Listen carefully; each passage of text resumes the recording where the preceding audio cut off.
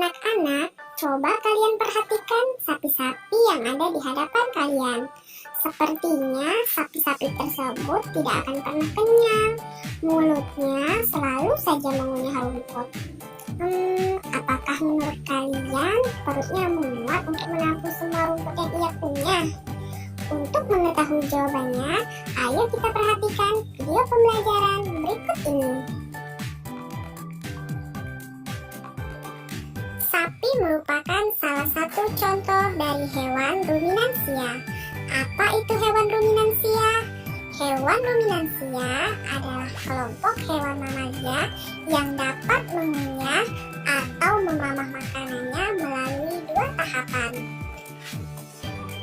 Sistem pencernaan pada hewan ruminansia lebih unik dibandingkan dengan manusia. Contoh lain dari hewan ruminansia selain sapi yaitu domba dan rusa.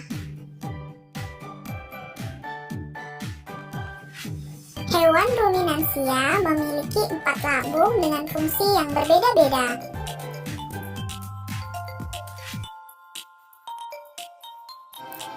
Ada 2 mikroba yang membantu hewan ruminansia dalam mencerna rumput, yaitu bakteri dan protozoa. Proses pencernaan makanan pada hewan ruminansia.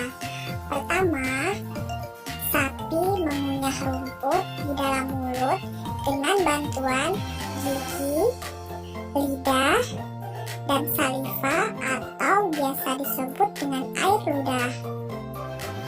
Gigi sapi tersusun dari gigi seri yang berguna untuk memotong makanan dan gigi geraham untuk mengunyah makanan. Lidah pada sapi berguna untuk menarik rumput atau makanan, mendorong makanan yang sudah dikunyah menuju lambung. Selanjutnya adalah saliva atau air ludah. Saliva adalah cairan atau enzim khusus yang dihasilkan oleh kelenjar khusus pada sapi, yang kemudian disalurkan ke dalam rongga mulut. Saliva membantu proses pencernaan secara kimiawi. Selanjutnya, makanan akan dibawa menuju rumen melalui esofagus atau kerongkongan. Rumen disebut juga dengan perut besar, yaitu tempat terjadinya pencernaan dengan bantuan mikroba atau bakteri. Makanan dicerna hingga menjadi bubur oleh dinding rumen. Saat sapi beristirahat, makanan kembali ke mulut dan dikunyah kembali. Setelah dikunyah untuk yang kedua kalinya, makanan masuk ke retikulum atau perut jala.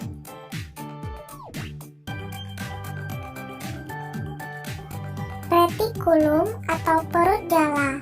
Di dalam retikulum, makanan kembali mengalami proses fermentasi dengan bantuan bakteri anaerob dan protozoa. Di dalam bagian perut ini terjadi proses absorpsi dan penyaringan benda-benda asing yang masuk bersama makanan, sehingga tidak masuk ke omasum atau perut kitab. Omasum atau perut kitab. Di dalam omasum, makanan dicerna dengan bantuan enzim pencernaan. Selanjutnya, makanan masuk ke abomasum. Selanjutnya adalah abomasum atau perut masam.